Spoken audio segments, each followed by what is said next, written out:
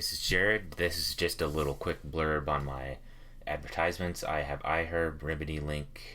I have direct support for my Red Circle, which is my new host, as well as for every episode, I'll try to include relevant affiliate links, as well as my coaching as well. Please check them out.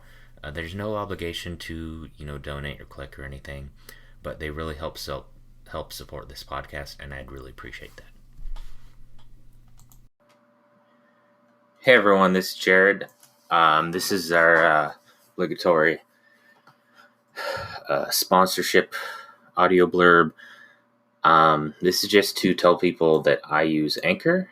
It's an awesome app. You can use it on, I believe, iPhone, Android, or your computer, and it's all connected, your account.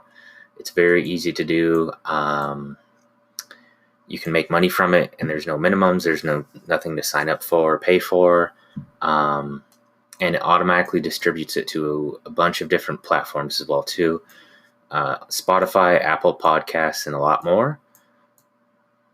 The app is available on the iTunes Store, Android, and you can also go to the website, which is anchor.fm, to get started.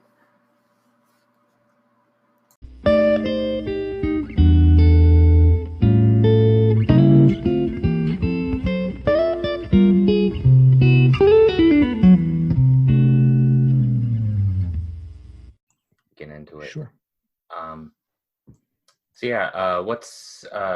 What's your background for those that aren't kind of aware of what you do or what you kind of work on now? Right. So my name is Josh Bachynski. I'm a TEDx talker. I have an MA and a PhD, ABD in a little bit of neuroscience, a little bit of psychology, but mostly philosophy. I've been doing martial arts for 30 years. I have 3 black belts. I'm a philosopher. I'm into meditation. I've developed a system of meditation. And my project is to try and get the world to meditate and try to get the world to understand that it's not just an Eastern thing, it's a Western thing too. And we need to put the two together for the most powerful benefit. Yeah. Interesting. So what got you into kind of, I guess like the degree you got in, was that something that you've kind of always wanted to do, or what kind of spurred you kind of you have a degree in ethics and decision theory, right? Yes. So always, yeah, even as a young child, I always wondered about the big questions, I have this very palpable memory of I must have been 3 or 4. I wasn't even talking yet, I don't think. And my grandma was taking me to see, I think it was a movie downtown in Winnipeg, Manitoba, where I grew up. I was on the 60 Pembina bus. For those in Winnipeg knows exactly what bus I was on, heading north towards downtown, just past the Golden Boy, just past the legislature building.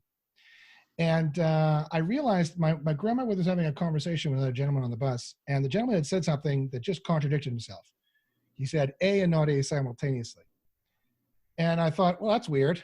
Because when you're a kid, you think adults can't make mistakes and they all know what's going on, right? That's kind of weird, And I looked at my grandma. My grandma didn't notice that there was a contradiction. No one else in the conversation seemed to notice that this man made no sense. And I made a set of realizations right there. 1, I'm the only one who noticed. 2, I'm different than everybody else. 3, this is the way it's going to be for the rest of my life, probably. I made all those realizations right then at that moment on that bus. And ever since then, it's kind of been the same. The red hair and the glasses didn't, it helped me be a nerd aside from society, right? That definitely played into the whole milieu, right? But and so now you know why I started taking martial arts. But yeah, so ever since then I've been struggling with the big questions. But I mean, it's not just me; it's everybody. Everybody struggles with the big questions. The only thing that differentiates is how much free time do you have to spend on considering the big questions. And so I've been pretty lucky to win scholarships and to have a kind of a life where I've had time to reflect and to think about the big questions and hopefully come up with some kind of good answers. So you mentioned martial arts background, because I've trained in, I don't have a black belt or anything, but kind of what kind of martial arts you study or have you studied in the past? Well, that's interesting. So I have three black belts that I mentioned, two in two different kinds of kung fu, and one in a Filipino martial art that the Spanish call arnis, the Filipinos call eskrima. Oh yeah, yeah, I'm familiar. I've studied Filipino martial arts actually. Cool. Yeah, it's a great martial art. Very good for stick and knife. I leveled a lot, but a lot of the more philosophy aspect of things came out of the kung fu, the Chinese systems, and so I've also incorporated a lot of the internal martial arts, a lot of the meditation, a lot of the meditative techniques, some Zen Buddhist techniques into my system of meditation as well. And some very interesting brain hacks there of how to control your emotions, or how to not even control's not even the right word, how to use your emotions as fuel to fuel you into action, and consequently allowing using that kind of Zen Buddhist technique. I call it the storm. I don't know what the actual name of it is because I was never taught any names. I was taught by white people, so they didn't know any of the Oh, Mandarin oh names. yeah. Right? Mostly, and so it's very good for not only for just for any kind of athletic purpose, but it's when you get in the zone, and when you can get in the zone in many different ways. And when you're studying on doing a test, when you're having a conversation, when you're focusing on an idea, when you're trying to be creative. So a lot of these different brain hacks are very interesting from both the Western side of the philosophy I studied in school, but also the Eastern stuff I've been doing in my martial arts. Hmm, interesting. So you said you've incorporated some kind of like internal, kind of like Tai Chi and Qigong. Are you familiar with those kind of and Oh use yes, those? yeah, yeah. I studied mostly Yang style Tai Chi, but I did some Chen style as well. And Qigong, yes. The two martial arts I have black belts in for that is Yin Fu Baguazhang and Ching Shi Baguazhang. So Baguazhang, you might recognize that name, is another one of the internal martial arts, similar to Qigong, similar to Tai Chi, similar to Liu Bafa. A lot of kind of martial arts are along the same vein there. And so, yeah, I'm definitely familiar with those. It's a lot of people in. If you ever see, I mean, this might be a bit of a stereotype, but quite often than not, if you see an Asian person, an older Asian person doing weird arm movements and some kind of calisthenics in a park, they're probably doing Qigong. Yeah, yeah. I've done a little bit. I haven't like kind of gone deep into kind of Tai Chi and Qigong. So as far as meditation, what kind of daily practices, or do you have any kind of tips or anything, or what do you do daily at least for meditation wise? And Right, of course. So a little background about me, just a 10-second sad story. So when I was younger, I was emotionally and physically abused. I've already mentioned the red hair and the glasses, so that kind of comes to the territory, right? And sadly, this developed into, as neuroscience has shown, that has a propensity to develop into a problem with the amygdala and the limbic system. And so that's developed into clinical, diagnosed general panic and anxiety disorder and depression. And so my daily meditative techniques are all geared about harmonizing with and controlling and fixing those emotions, or letting those emotions process, which for me, sadly, due to my clinical situation, tends to run more nervous, tends to run really hot, tends to go very nervous, and or on a dime switch to depression and feeling really down, feeling really tired, feeling bad for oneself, et cetera, et cetera, et cetera. And so the daily meditation is key in that. And I've learned a lot of techniques that can help a lot of people with these maladies. And so usually the techniques, I've got a whole system of techniques that I'm doing now. The technique I will use depends on what my problem is. So I have a Cartesian graph of like low agitation to high agitation, and not very positive or sad to joy. And depending on where I find myself on that graph, if I'm too high, then I got to bring myself down towards joy. If I'm too low, I got to bring myself up towards joy. And you're trying to get that kind of happy medium that Aristotle called eudaimonia. And it's an activity of trying to pursue goodness that the production of which allows elucidation, enlightenment, and joy. to come forward. And so I found that by harnessing the secrets in the Western tradition, the Eastern tradition, and putting them together, I was able to make this whole system, and I could pick pieces out of it depending on where I am on this graph. What's right for one person to do in one moment is not what's right for another person to do in another moment. And I think that's why a lot of people fail with meditation, is because, one, they're getting kind of a watered down Eastern version of a debased version of something that was very good, and now it's just one technique out of 50 techniques. They're getting one, and it's watered down. So I think that's the problem, and they don't know that, no, there's different techniques you need to do for different scenarios. Interesting. I mean, my approach is kind of simple. I usually just listen to kind of isochronic tones or binaural beats. Do you use any of those, or do you kind of sit in silence, or do you listen to something, or Yeah, all of the above. So we'll use bilateral stimulation, and one way of doing bilateral stimulation can be alternating beats in the earphones. That tends to work for a lot of people. But also we have hand buzzers that we could do it that way, or we could do meditative techniques. There's a Shaolin walking technique. There's more of a hypnotic pendulum swing technique. There's following the light technique.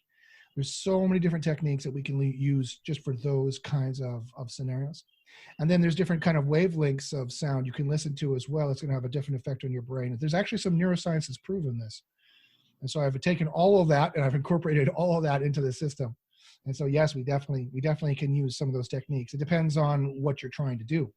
For example, theta waves are very good at setting the limbic system. If you imagine the limbic system like wet clay, theta waves are like heat that's going to set it in that mode, if you will. But you don't want to set it in a bad mode or a wrong mode, right? You don't want to set it to anxious all the time and then freeze it there, because for me, that's what I'm trying to fix, right? I'm already anxious all the time. I'm trying to bring it down, right, is what I'm trying to do. So you got to be in the right mood to begin with. Sometimes just from the Pavlovian effect of listening to these and then becoming calm, or listening to these and then becoming pleased in whatever way, we could sometimes coax that to happen. For sure, that definitely happens.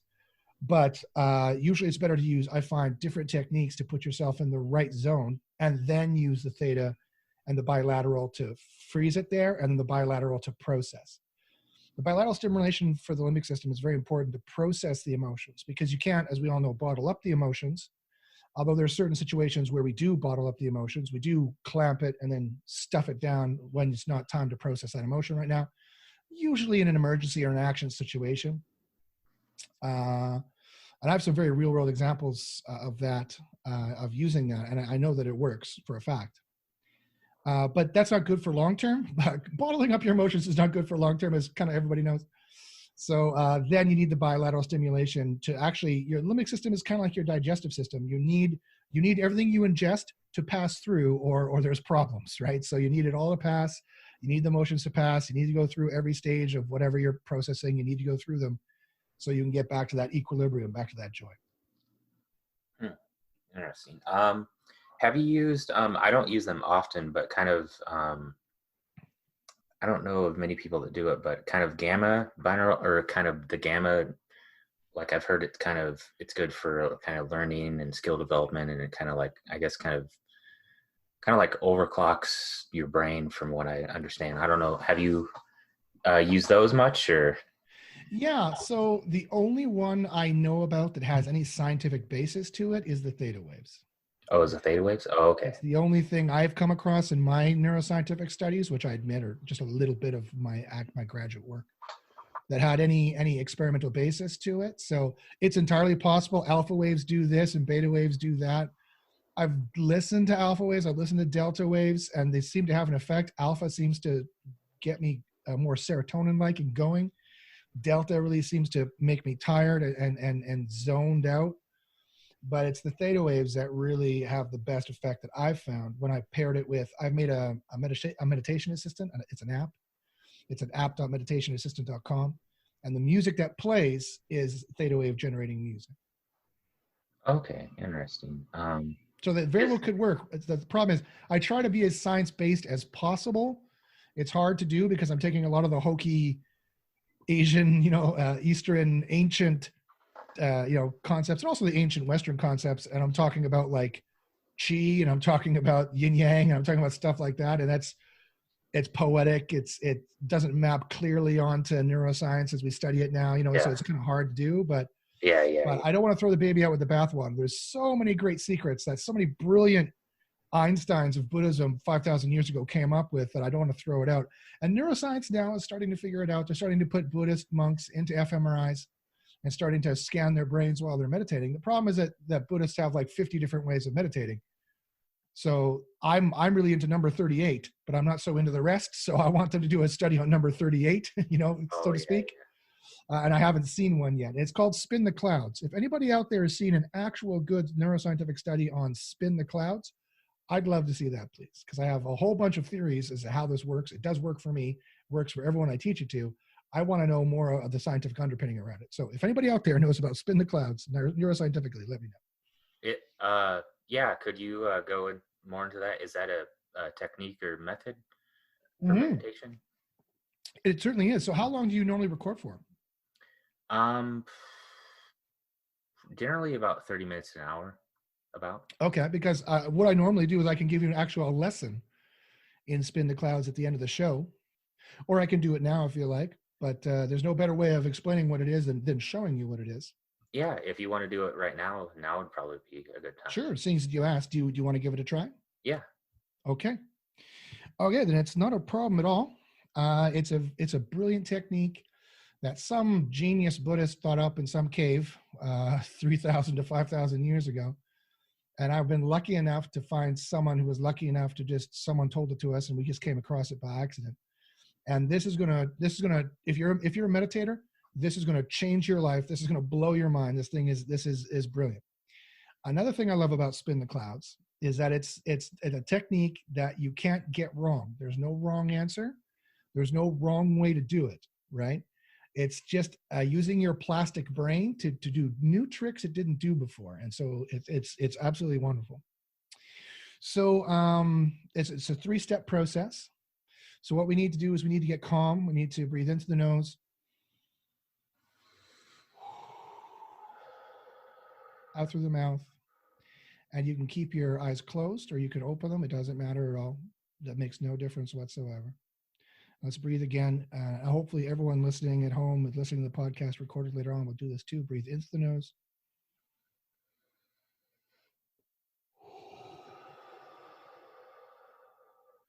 Out through the mouth. Good. That's one way of breathing of the 3 primary meditative ways of breathing. And so now here's the first step.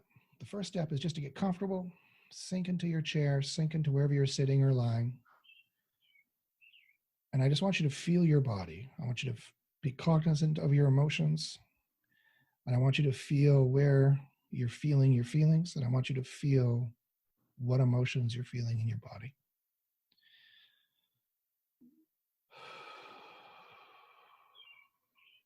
So just focus, calm down a bit. Feel where you're feeling your emotions. Feel where you're feeling any emotions that you're feeling. And for me, I feel my emotions kind of an inch above my chest. It's kind of where I feel it. You might feel it somewhere else. You could feel it in your shoulders. You could feel it in your scalp. You can feel it in your hands. You could feel it anywhere. There's no wrong answers. Wherever you're feeling it.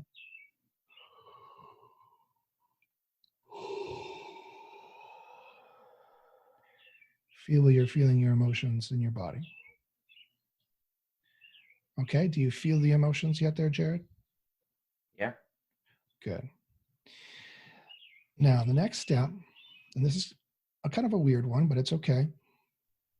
I want you to notice if there's any motion to your emotions. Does it feel like they're moving at all? Is it radiating out of your chest? Is it moving around like smoke? Is it kind of wafting around like a waveform? Try to feel if there's a movement to these emotions. And I really want you to feel it. I want you to feel it like there's little strings attached to the emotions and it's pulling on your heart every time it moves in every little direction it moves. Or I really want you to feel like it's like a current of a strong ocean and you feel those emotions washing over you. And you can feel it pulling and tugging on your heart inside your chest cavity or wherever you're feeling it. So it's almost like you're in a swimming pool and the water is washing you back and forth, but that's your emotions, and you feel your emotions moving around. So you get a very four-dimensional sense of your emotions, their movement. And if you don't feel that your emotions are moving at all in any way, that's fine. I want you to give them movement. I want you to give them a spin. And the simplest thing to do is just spin it like a top. Imagine your emotions are like a cloud and you're just spinning them clockwise. So any emotion is fine. If you did the previous wave emotion, that's fine. If you did the clockwise spin, that's fine. That's all fine. So just be relaxed, be calm, keep breathing, feel your emotions, feel which way it's moving.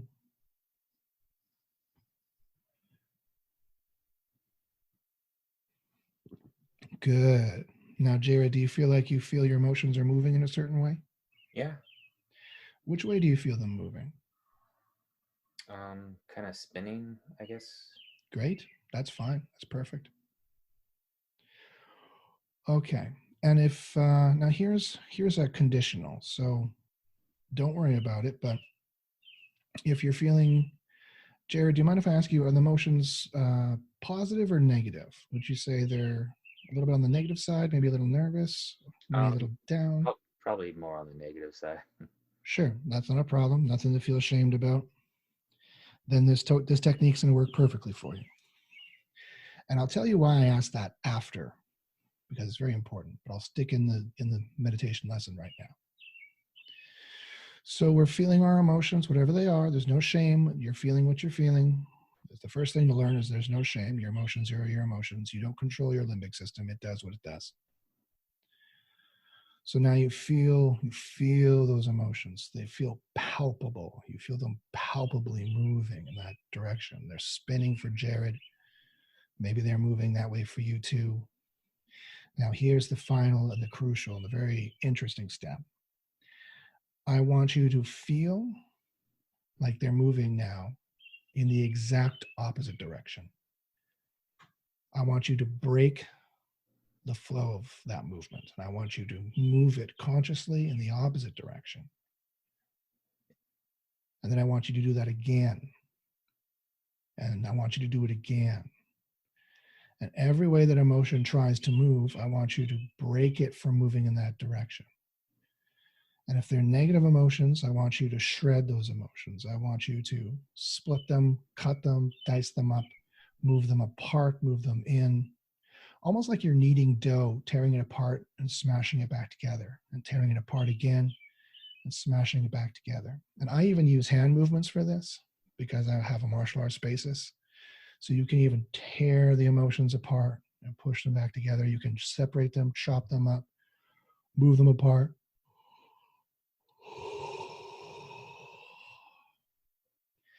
And when you've practiced that sufficiently, you're going to yawn. And even a little bit of tearing might happen. A little bit of your eyes might get a little glassy. That's a good sign. A yawn is a good sign, and the tearing is a good sign, because yawning is a calming signal in mammals. It shows that your limbic system just reappraised, to use the psychological vernacular. It reappraised the fight or flight scenario. And if you're feeling nervous or you're feeling down, that's exactly what you wanted it to do. You wanted your limbic system to reappraise how things are going, because things are not going badly. Things are going great.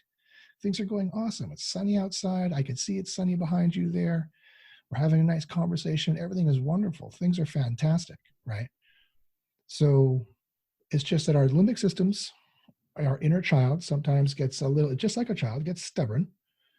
It's a little mammalian brain. It's just a little thing like this, right? And it gets stuck in, oh, things are bad. Or it gets stuck in, we're in danger. Like it thinks punches are flying at my head at every moment. There's no punches flying on my head at this moment, right? There's no need for me to be nervous, although that's my limbic system thinks, right? Yeah. So this is a brilliant brain hack that some amazingly brilliant Buddhist discovered 3,000 to 5,000 years ago. And I noticed that you yawned, and it could be because I yawned too, because that's another beautiful thing, is that when one mammal yawns, it's a calming signal to all the other mammals. Yeah. Interestingly, it works on horses, cats, and dogs too, or at least I know it works on dogs and cats as well. I'm not sure about horses, although they have been domesticated a long time. I wouldn't be surprised. Yeah.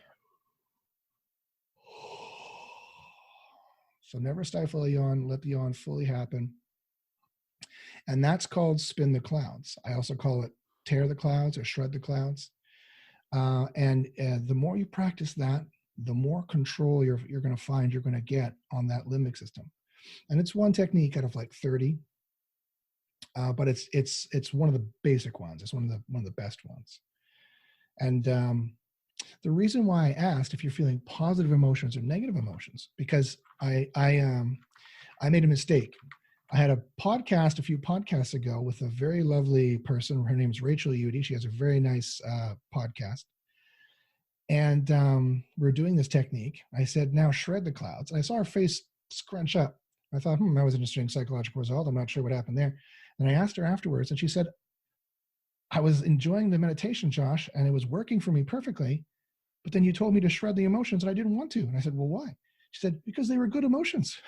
She said, I was feeling really good. This is really interesting. And me, with my negative bias, because I have anxiety and depression, I was sitting here thinking everything is terrible, right? And so, I made a mistake. Oh, yeah. So now I have to remember to ask, are you feeling positive or negative? If you're feeling positive, we would have done an elation technique. So we would have taken that positivity, and we would have thought of the bestest, goodest, most positive, better still thing. And I would have conjured that kind of emotions, and we would have ramped it up to a whole nother level of joy and elation. If that's where she was, I would have tried to take her higher to get that feeling bubbling and maxed out. So spin the cloud is kind of like entering root, right? Like in DOS or entering, like in Linux, you go into your root super user. Oh, now you're in the command line, right? Now you can enter commands to bring it up, to bring it down, to move it around, get ready for a battle, get ready for your presentation at work. And all these techniques are all part of a homogeneous whole that when you put them together, it literally perfects the human system. So what did you think of it, Jared? Did you feel a difference? Yeah, I felt a difference. It's very interesting. I actually, stuff I've been through, I have a hard time kind of connecting with my emotions. So I think it kind of helps kind of connect with those and also kind of deal with them as well too. But because I think especially, I think even men tend to kind of bottle up their emotions and stuff like that and store it. And I do that quite a bit too. So. Sure. Yeah, I mean, that's pretty standard heteronormativity. Men should be stolid, bottle up the emotions, don't talk about it. It's hard to talk to your friends about awkward things. And so that's definitely unhealthy. So this technique will definitely help with that. And I found that, and a lot of people are not going to want to hear this, but it's a truth. Some people's anxiety and depression is so endemic that it might be permanent, right? It might not be possible to, no matter how much I meditate, it might not be possible to get my limbic system, in a state where it's like everybody else, where they can watch a horror movie and they're not in any way afraid. They walk out of the horror movie and they have what Aristotle called the cathartic moment or catharsis, and they're like, that relief you feel when the horror movie's done, right? I don't get that. I watch a horror movie and I stay ramped for days. So it might not be possible for me to get to a state where I'm like that, but that's okay, because it's like the anxiety disorder. Your limbic system and your mammalian brain is like the child that's coming along with you on the journey. And you don't get to choose the child. The child you get is the child you get. Any parents out there will understand what I'm talking about. The child you get is the child you get, right? So, and that's your inner child that's born with you. And so it's not about ditching it. It's not about getting rid of it. It's about nurturing it. It's about living harmoniously with this inner child and making the inner child as healthy as possible, so that instead of being annoying to live with or bad to live with or a burden, it's a joy. Yeah. Because this inner child is also where all your fun comes from, where all your creativity comes from, also where your mischievousness comes from, right? So there's lots of good things that come from this mammalian brain, this inner child. A lot of those, I'm blending a couple of brain systems together, but I don't think I'm going too far in that. A lot of that side of you, that emotional side of you, is important for how you live your life, right? So yeah, so I find it super exciting. I find it super interesting, and the journey can still be good even with that goth inner child you have sitting in the back seat. You can still, Oh, right? You can still make your inner child feel better and move forward with it. Definitely, if you treat it right with this meditative system. Interesting. Yeah, I know.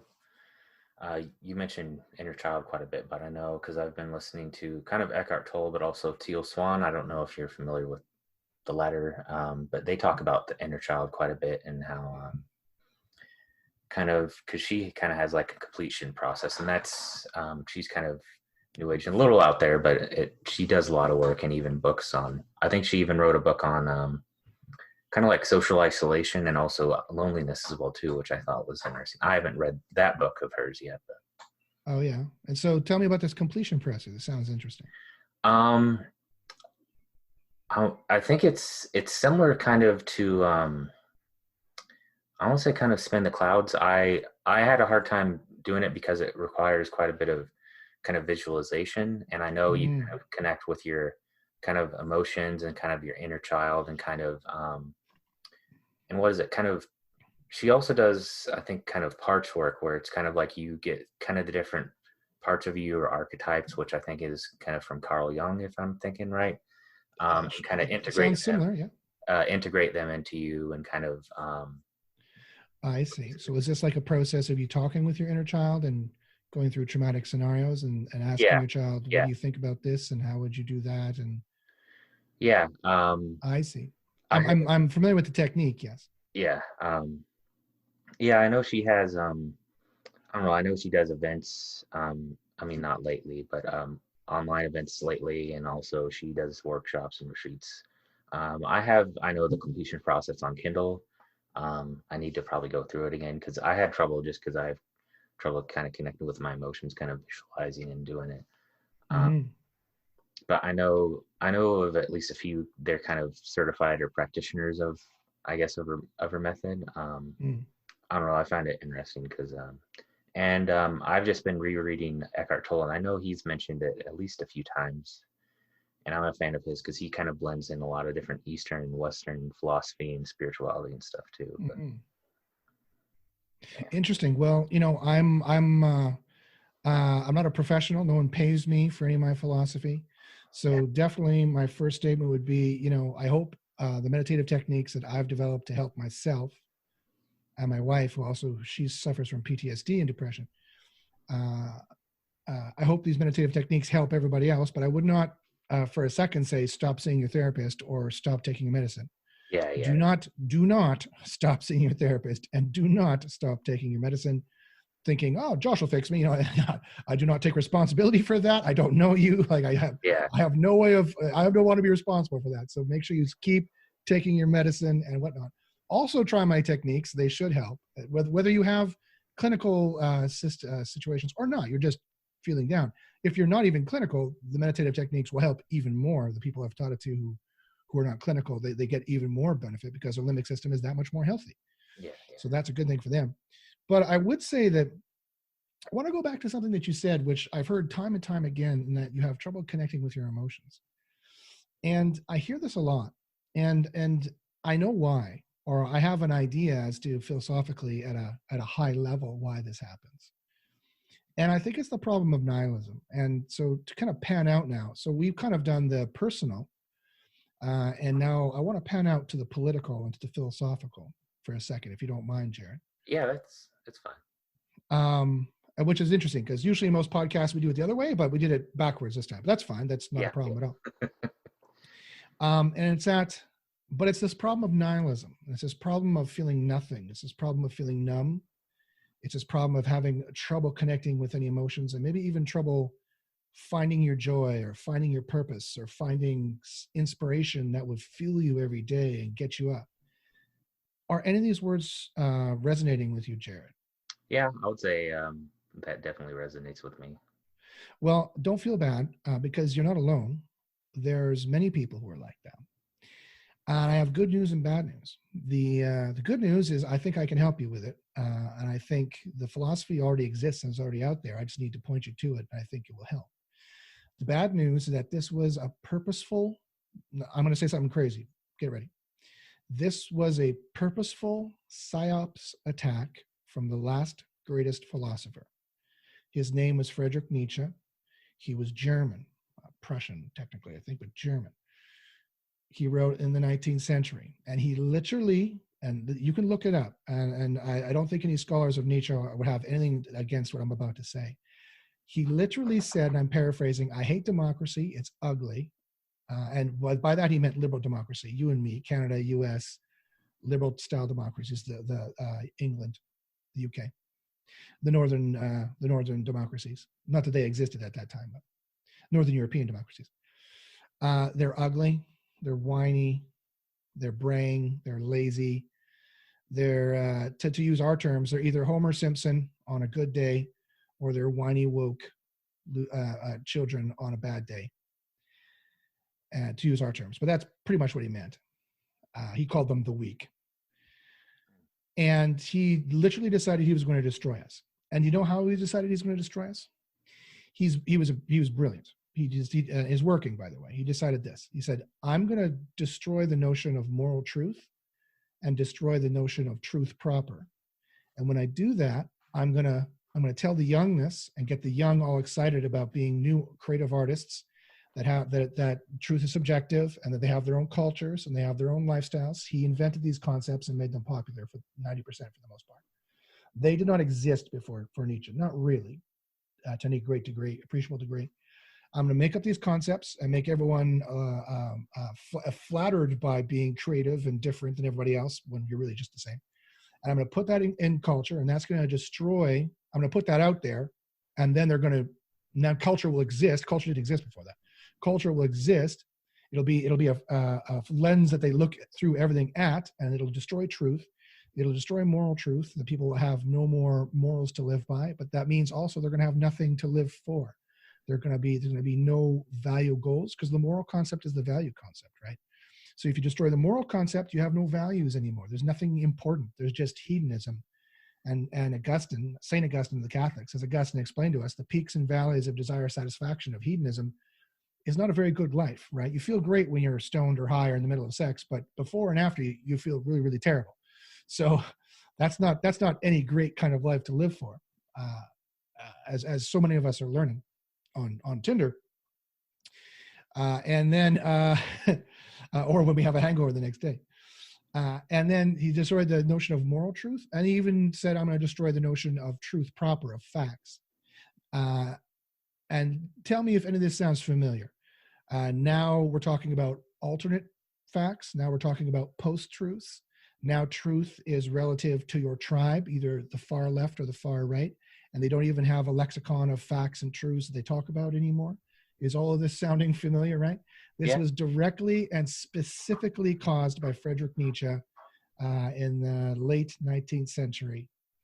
He predicted it would take 200 years to destroy liberal democracy. He's a little ahead of schedule. But by the time climate change catches up with us, he'll probably be right in his prediction of exactly 200 years. 2050 would be the the right date. And so you can literally blame the society we have with the rich being so powerful and having nothing to hold them back. You can literally blame the tribalism we have. You can literally blame Trump. You can literally blame the crazy denial of truth and the left and the right not being able to talk together. And you can literally blame the malaise of modernity. You can literally blame the nihilism that we all fear and suffer from and having no goals that are worthy to obtain due to Friedrich Nietzsche, who literally wanted to destroy you. He wanted to destroy me. He wanted to destroy everything that we live in, and most of which what we hold dear. Have you ever heard that before? No, I haven't. That's pretty mind-blowing, actually. I dare anyone listening to this to study Nietzsche or look at his Wikipedia page and see if I am wrong in any way, shape, or form. He literally verbatim said, I hate these guys. They're gross. That was his best argument. Should he? No, he just hated us. You're gross. You're whiny. I don't like you. You're weak. And he wanted to replace it with strong values. Now, here's the upside. Here's the good news. The good news is that what he wanted to replace it with already exists. It already exists in Plato. It already exists in Aristotle. And it's the concept of the good. Nietzsche knew this better than anybody. He read the Republic in the original Greek. It is said he read the Republic in the original Greek like once a year to remind himself of the greater philosopher Plato. The good is our valuation concept. It's our moral concept that I already mentioned it. And we need to recapture it. We need to shake off all the idols, to use the exact terminology they would use. And we need to attach and go for the good directly. What is the good? Conceptually, the good is our valuation concept. It's our moral concept. It's the concept that has all positivity, all likableness in it. In Plato's Republic, Book 7, in his cave metaphor, he likened the good to the sun outside the cave. So when you leave the cave is the whole chamber of political opinions. Social media, we call it social media. We could call it, we've digitized and gamified the cave. It's social media. And you get outside of that and you look at what's actually good, and it's pure joy, it's pure happiness, it's pure emotion of that. It's pure enlightenment, it's pure elucidation.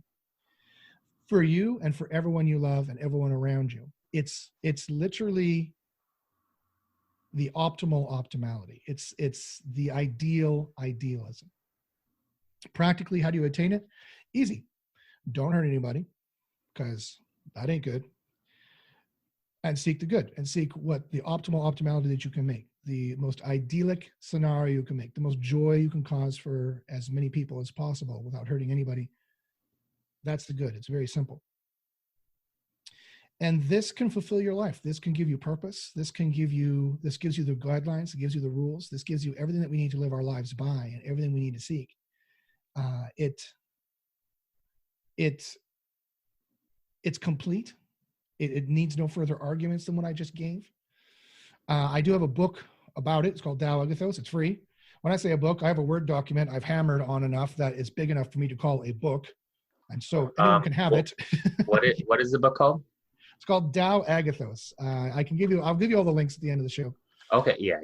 Dao is the Chinese word for the method, truth, or path. Agathos is the Greek word for the good. So it is the method, the truth, and the path of the good. Huh. So look at it this way. Nietzsche looked out into society and he saw that the moral systems and the sense of love, of self-love, is completely wrapped up in two things: religion and storge, which is the Greek word for patriotic love. Those are the only two things you could aspire to. And he loved that. He loved the great religions that made great and beautiful cathedrals that took generations to make. He loved the pyramids that took generations to make. Those were the great kind of awe-inspiring art and symbols and systems that gave people's lives so much purpose, they dedicated their entire life to it. So it's not that he was trying to take that away from us. He was trying to destroy the wrong idols to give us the purer product. And that purer product is the good. And if we could follow the good, all of our problems go away. Climate change goes away. This tribalism of the left and right goes away. Us not listening to scientists anymore goes away. All the abuse that happens to people, both large-scale abuse between countries, in countries, economic abuse between the rich and the poor, and the abuse, small-scale abuse in homes between so-called friends. Can't be friends if there's actually abuse. Between family. All of that goes away if we orient ourselves to that sun, if we orient ourselves to that ideal of the good. And I don't even have to convince you to do this. Everybody already knows to seek the good. Whenever you're going to sleep at somebody's house, for example, and they give you an air mattress on the ground, they say, and I quote, "I know it's not ideal, but blah, blah, blah, blah. It's the best I could do, yada, yada, yada." Why did they say that? Why did they say, "I know it's not ideal, but"? We didn't have to teach them what's ideal. They already know what's ideal. And they already know that they're supposed to seek it. Why? Because it's ideal. Why seek what's optimal? Because it's effing optimal. That's why you seek it. No other argument is required. No other argument is desired, quite frankly. I don't need to hinge a personality and a beard onto this thing. I don't need to hinge a religion onto it. I don't need to hinge any other concepts onto it. Why do you try to do what's ideal? Because it's ideal. Duh. I mean, you don't need to add anything else onto it. And everybody already knows to seek it. Everybody already knows the good. They just don't know fully what it is in its full naked form, and they just don't know how to get it. So that's all we need to do to solve all these problems. And quite frankly, that's the only thing that will solve all these problems, is knowing what the good is fully and knowing how to get it and opening our hearts to it and seeking it. Yeah, that's pretty profound. Some of it reminds me, because I don't have as much of a background in philosophy, but I have delved into kind of Stoicism and also a little bit objectivism, although I had a hard time reading Ayn Rand's books, to be honest. I just thought they were really dry. I just thought they were really dry and boring, and I just kind of wanted to get the philosophy from it. But Marcus Aurelius, of course, was probably the original Stoic. And what he was seeking is what I'm talking about. And there's a lot of cross paths going on there for sure. Interesting. So you have I want to talk about it just a little bit, but you have I think a book out coming out, but you also have a documentary you worked on in the past, some as well too. Yeah. So the documentary is about Google. It's called Don't Be Evil, Google's Secret War. You can see it on iTunes now. Truth be told is I kind of had to give up on the project because Google was getting a little angry. Oh, really? Yeah. So I had to quit pushing it. I had to quit talking about it. Oh, okay. I see. Yeah, sadly. So that's what the documentary is about. That took up that $400,000. But yeah, no, it's a great documentary. It's well produced. If you're looking for something to watch, it should still be on iTunes. I put it up there. I don't know why it would be taken down, unless Google got it taken down. To tell you the truth, I haven't even looked, because it is, although it's a worthy project and important, it's nothing compared to what I just told you about, right? Which is my life's mission. Yeah. It's nothing compared to the meditation that I've discovered, and it's nothing compared to the good. It's nothing compared to my mission to bring the good to everybody else. So if I could self-promote myself a little bit, what I'd be much more interested in making sure everyone pays attention to is email me at joshbachynsky@gmail.com, joshbachynsky@gmail.com, or follow me at Twitter at Josh Bachynsky, and you can DM me or tweet at me. I have the book Dao Agathos, which explains in full detail the argument I just gave and what I'm talking about, if you need any more proof as to what it is or why to do it or how to do it. If you're more philosophically minded, I have a book called The Zombies, which is kind of Dao Agathos and the zombies are kind of the yin and yang to each other. Dao Agathos is the positive argument. It doesn't do any negative argument. It just says, here's the good. Seek it. It's great. And it replaces the moral systems. It doesn't actually replace them. It actually subfuses them. It actually justifies moral systems, right? If your moral system doesn't have the good at the core, your moral system is not actually fully moral. The Zombies, however, is the negative side of the argument. It looks at all the other moralities that still exist. It was my master's thesis that I just built into a book. It looks at all the other moralities that exist and shows how they're all wrong for the same reason. They're all infected by a virus that's existed for thousands of years. It's infecting all of our brains. That makes us all zombies. That's caused every genocide, every religious war, every war period. It's caused every Game of Thrones style problem, right? Political problem. And if we don't delete it, we'll never fix it. So it's kind of the negative side of the argument. Both those books are free. They're big Word documents that I've hammered on. What's the point? No publisher would ever publish this, right? No publisher would ever understand what I just tried to tell you, right? Yeah. So it's like, what's the point? I don't want the money. So here you go. Take the books. And of course, Bach Meditation, bit.ly/Bach Meditation, bit.ly/BACH Meditation, MEDITATION. Excuse me. Is that that's the meditation app you created, or you That's the YouTube channel for the meditative lessons. Oh, okay. Okay. And then the meditation app I created is at app.meditationassistant.com. Okay. So all of those works are all organized and organized towards the same goal, the same good, which is the good. It is my life's mission now in the remaining 20 to 30 years that I might have to try and make as many people aware of the good as possible.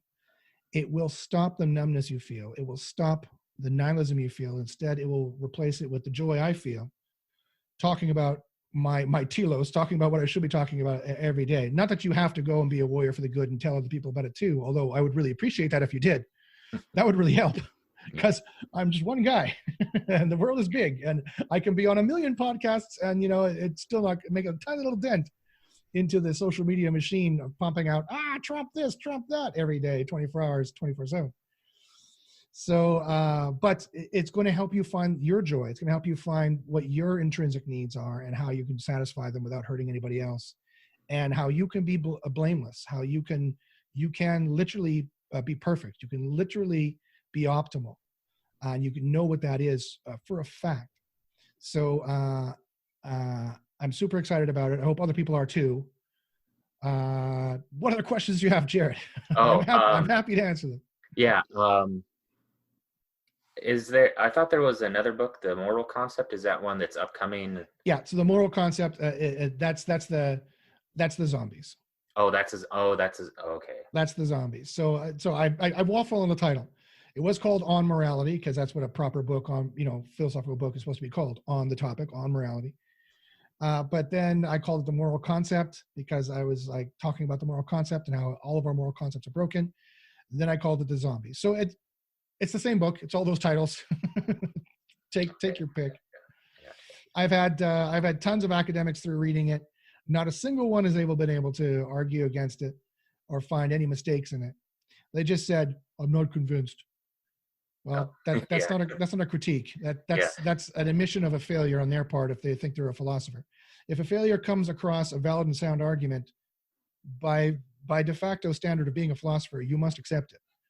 So for them to go, well, it's valid and sound, I found no mistakes, but I don't want to accept it. Well, you just basically admitted you're not a philosopher. So, but anyway, I challenge anyone to look for any mistakes in it. Yeah. Or if you just want the positive argument that's much smaller, go to the meditation show. It's much more digestible, boiled down concepts, easier to digest, or go read the Dao Agathos book.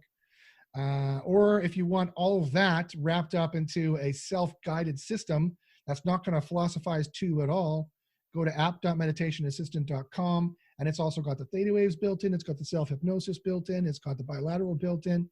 It's got all my tricks and tips built in. And it's free currently to use. So I think it'll be fantastic. Yeah, sounds good. The only other thing is, unless you want something to add, is kind of, you kind of touched on it before, but especially kind of recent current events, especially Corona and COVID, it's kind of thrown the whole world in kind of chaos. Governments, there's people that kind of want to open, want to stay closed, and then there's like I've seen a lot of mental health problems and unemployment and other stuff like that. If you want to touch on that and kind of your what you think of it, what you think would be I don't know, thoughts, opinions, and stuff like that. But you know, that's a great question, and you know, everyone's going through it. You know, I've been self-isolating since March 1st. I'm going crazy in my house here. You know, and at first, you know, I think the world was depressed. I think I was a little bit down about it, and it is a bummer. But then I realized that this light hit me, and I realized that it's not. It's an opportunity for change. It's an opportunity to go into your cocoon and literally gestate into something beautiful, and gestate your life into something beautiful. It's time to reflect. It's time to pause. It's time to poke your head up and look around and see how your life is going. Really look and see how your life is going, and tell me if you can't make any improvements to it. Tell me if you don't think that you can improve it in some way. I have the exact way and the method and the means by which you would do that. And it's the Bach meditation system. It's free. I'm not charging anybody any money for any of this stuff. The Bach meditation system, learning about the good, making a good life, and making things gooder, for lack of better English, sorry, making things gooder for yourself and making things gooder for your family as well. There's no better time to change. We get one life. That's it. This is it. This is not a, to quote the Red Hot Chili Peppers, this life is more than just a read through. This is not the dress rehearsal, right? Yeah. This is not the dress rehearsal. This is it. This is the life, right? Yeah. I'm more than half done it. Trust me, the one I'm going to get. Trust me. You want to get onto the good now. However, no, it doesn't matter how old you are. It doesn't matter if you have 3 seconds left, or you have 30 years left, or you have 50 years left. You want to get onto this now. You want to make those positive changes now, because it's going to make every second plus 10 happy points better aggregate over time as we move on. It's not hard to do. It's easy to do. I've boiled down all the hard philosophy. You don't have to go read Plato and Aristotle and Augustine and Machiavelli and Al-Farabi and Al-Ghazali, Kant, Maimonides, Boethius. You don't have to go read Descartes. You don't have to read Rousseau. You don't have to read, who else did I read? Hobbes. You don't have to read, I could name all the philosophers I had to read to extract all this out. You don't have to read Lao Tzu. You don't have to read the I Ching. You don't have to read Confucius. I've taken it all and boiled it into a page or two. Just read it and go and do it. It is what philosophy was supposed to figure out this whole time. I figured it out. Just go do it, and things will be much better for sure. Yeah. Nice. How's that for a sales pitch? Yeah, I'm working on the sales pitch. I haven't quite got it yet. Yeah. I'd say it's pretty good. Good. Well, I hope people should be excited about it watching this, because try me. It's literally what you're all missing. Trust me. Yeah. I've been there with the scotch in the hand and the tears coming out and hitting the steering wheel saying, why is this not better? What is wrong with this? Trust me, I have been there. Look at the philosophy I found. Don't make me reincarnate into another body and do this again in 1,000 years. When I reincarnate in 1,000 years, I want to be born into, everyone knows the good already. Life is paradise. Yeah. That's what I want to reincarnate into. Yeah. I don't know if there's anything else to add. What possibly could be there to be added at this point? Yeah, I know, but I'm just kind of put a end on things. Although I just dropped that reincarnation comment. I mean, that could take us in a whole other. See that desert back there? We'd be back there somewhere, trudging through the whole reincarnation shtick. Oh yeah. What is? I'll include it in show notes because I've kind of research, but where to kind of reach you at? You've mentioned some in the past, like your website. And sure, yeah. So you can follow me on Twitter at Josh Bacynski. You can talk to me there. You can email me directly if you want, joshbacynski@gmail.com. That's joshbacynski@gmail.com. Any question you have, anything at all, don't feel shy. I'm super bored. I have nothing to do here, and with the coronavirus going on, I can't go out and do any martial arts. I'm going crazy. So email me. Fine, email me. Ask questions about the good. Ask questions about the meditation. I'd be more than happy to point you in the right direction. You can watch my meditation show at bit.ly/Bach meditation. That's bit.ly/BACH meditation, MEDITATION. And finally, you can see the meditation assistant at app.meditationassistant.com. It's all one word, meditationassistant.com. Nice. Thanks, Jared, for having me on. Yeah. I'll be in touch. Because I'll probably have to write or type out some of those links, or try and put at least some of them in the show notes. Sure. I can send you an email, no problem. Yeah, it was really nice talk, especially about philosophy. You, really mind blowing. The pleasure, sir, was all mine. That's what philosophy is. Mind blowing. Yeah. When done right. Yeah. I'll see you later. Have a good weekend. I should be uploading this pretty soon. Within the next few days or whatever. But great. I'd love to see a link. Yeah.